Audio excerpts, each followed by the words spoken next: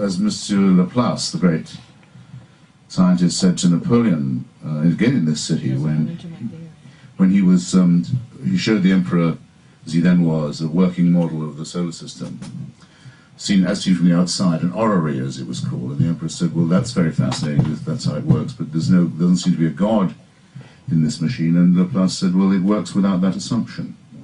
You could make the same point of William of Ockham's famous razor in the Proceedings of Logic. If you find there are mysteries about the black holes, for example, or white dwarfs, or red dwarfs, or any of the other things found by the Hubble telescope, you don't clarify them by saying, well, this must have evolved as a result of a supernatural intervention. It gets you exactly nowhere to say that. Just like now we say, now we've shown DNA, and we've sequenced it so that now the next time there's a flu virus, we'll know exactly how. We know for a sure thing that evolution works and is correct and how. So people now collapse their opposition. They say, well, okay, maybe it is all true. Just shows how ingenious God was after all. Well, why not?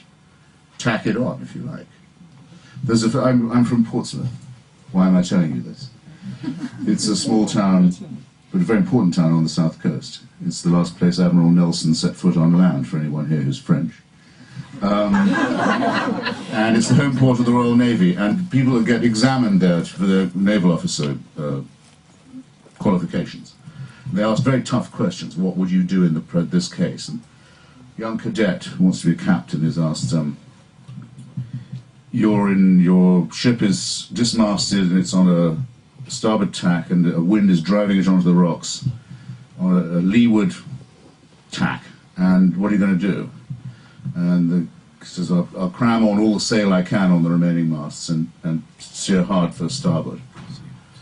Okay, because good, actually not a bad answer. Well, but the wind is still driving you onto the rocks, what are you going to do now? He said, well, I'll cram on some more sail onto the really pull down the wheel for starboard. So, but you're still heading for those rocks. What are you going to do next? And unprompted, he says, well, I'll get all the extra sail I can and pull hard for starboard. So, well, may I just ask you, sir, where are you getting all this extra sail from? And he said, well, sir, the same place you're getting all that extra wind from. So if you say, now I understand the Hubble telescope, it shows God is even more majestic than I thought, you absolutely added nothing to the conversation whatever. Whereas the study of DNA and of the Hubble telescope and of evolution does have explanatory power, and things we didn't used to know about, we do, and two crucial points that make it different. They can say, as Einstein did, if my theory is true, then you will see this eclipse at that time, at that part of West Africa. And I'll stand or fall by whether I'm right. And he was right. And he also said in advance, what would refute your theory? What was his name? The scientist, Haldane.